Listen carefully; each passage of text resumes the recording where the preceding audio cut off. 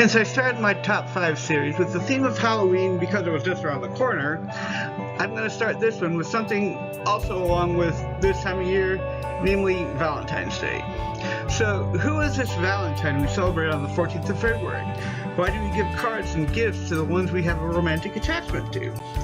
Yes, it's time to sit back, relax, and get started. So who was St. Valentine? Not much is actually known about the man named Valentine, except that he was born 176 AD and was martyred 273 AD. The place of his birth is known, Tournai, as well as the place of his death, Rome. It is known that the old man was beheaded on February 14th, but that's about all that is really known. But here's the fun part. There are actually many men identified with the name of Valentine, and who gets celebrated on that day in the middle of February. This Catholic saint seems to be several people, actually, who were noted as martyrs across the first few centuries of the Roman Catholic history. So what's the attachment to romance? In one of the earlier legends of Valentine, the Roman Emperor Claudius II declared that no young men should be allowed to be married because he thought bachelors made better warriors. This early Catholic bishop, Valentine, continued to perform marriage ceremonies despite what the emperor said. Despite that, there may be another reason, something not so mythological. Lupercalia, and I'm probably mispronouncing that, was a pagan festival that was celebrated on February 15th, and as a possible beginning of Christianizing pagan festivals goes on, Pope Gelasius declared the day before to be a festival of St. Valentine in the 5th century. But no matter the beginning, it came to the 14th day of the shortest month of the year. Now, whether it was a celebration to honor a soft-hearted bishop, to perform illegal weddings, or whether it was a Christian claiming of a pagan fertility festival, the connection began there. It took almost 8 centuries for it to officially become attached to the act of romance, though. So what economic impact does Valentine's Day have?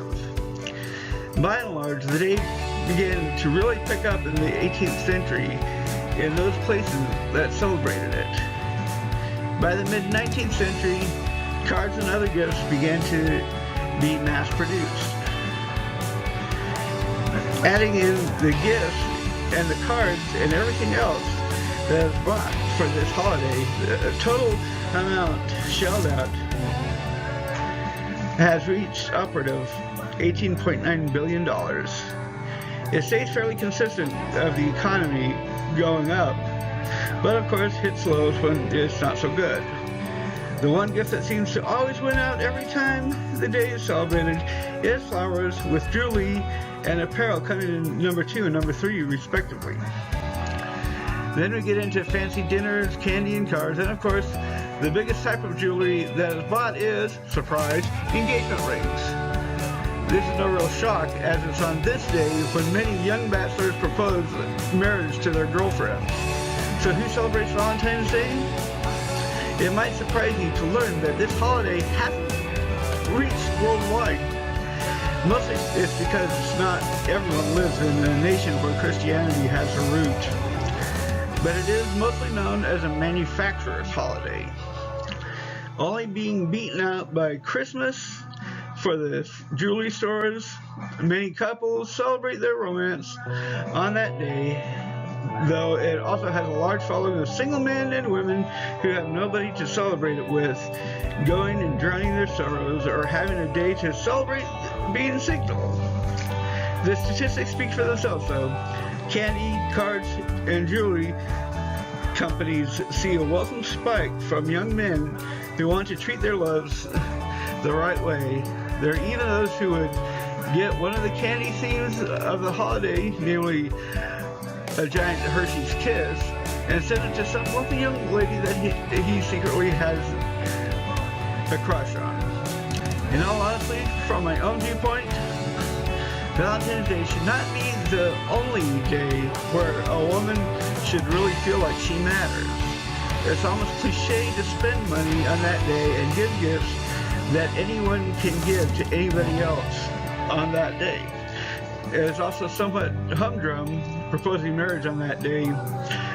It's something I discovered in my own marriage, that getting little surprises and gifts for my wife at the time of, or at any time of year, let her feel that she was important to me.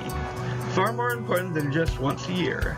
I managed to surprise her in many ways before her passing away.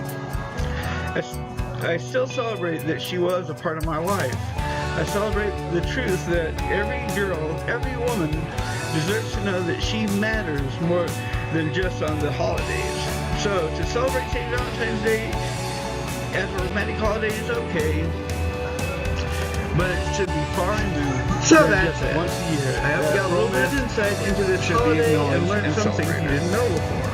It means a lot to me if you like and comment, as well as click on the hat in the circle to subscribe.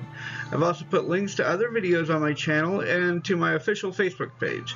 Go there and get caught up with all the news for both of these video series. And we'll see you in a later video.